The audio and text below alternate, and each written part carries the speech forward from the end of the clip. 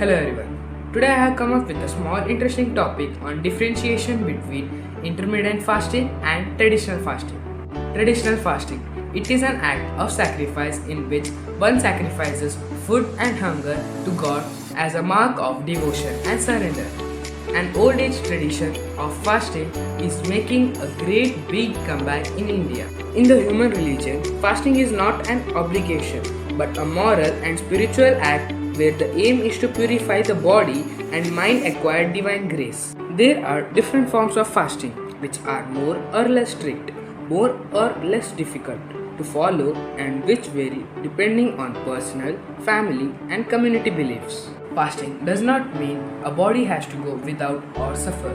Sometimes it is sufficient to eliminate certain types of food and replace them by others without restricting the quantity. Vegetarians often eliminate rice, wheat, barley, and lentils and replace them with potatoes. These restrictions may also be a way of varying the daily diet into a new food. 3 pros of traditional fasting. It may purify your mind and body. It may relieve your stomach from its duty for a day. The energy used in digesting food may be channelized to fulfill other spiritual goals. 3 cons of traditional fasting. It may deplete your glucose and glucogen. During a fast, you may be more likely to have a headache. Fasting for long periods may increase in your risk of not getting more nutrients. Fasting is very common in Jain spirituality. Jain fasts may be done as a penance, especially for monks and nuns. One of the most important fasting in Jainism is Santara, fasting till death. There are several types of fasting: complete fasting, partial fasting, Vriti Sakshepa, Rasa Pratijya, and many more. In Muslims, fasting is mostly done on their holy festival Ramadan. Usually, Muslims are required to fast each of 29 to 30 days of Ramadan, abstaining from food and liquid before the first rise of dawn until the setting of sun.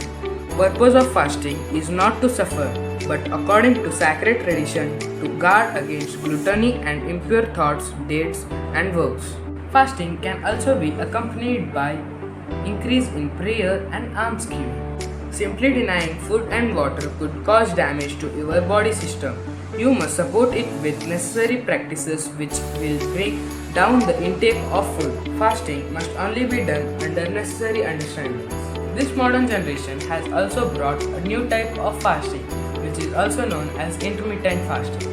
Intermittent fasting is an eating pattern during which you refrain from consuming any calories for extended period of time. Usually, this period lasts between 12 and 40 hours. Here are 5 most important diet which you can include in intermittent fasting. The time restricted diet, the 5:2 diet, eat, stop, eat, alternative day, the warrior diet. The 3 pros of intermittent fasting. It may bring a great weight loss in your body. They may improve metabolic health, can be sustainable lifestyle change, and works well with a nutritious whole food diet. 3 cons of intermittent fasting. You may feel hungry. The side effects could affect your mood. Remember that intermittent fasting is a weight loss tool which works for some people, not for everyone. If you decide to try intermittent fasting, remember that just like with any eating pattern, diet quality is a key. Furthermore, before embarking on an intermittent fasting, be sure to consult a trained healthcare professional to ensure that it's safe for you to do so. Hope you like this video. See you soon in the next video. Until then, bye bye.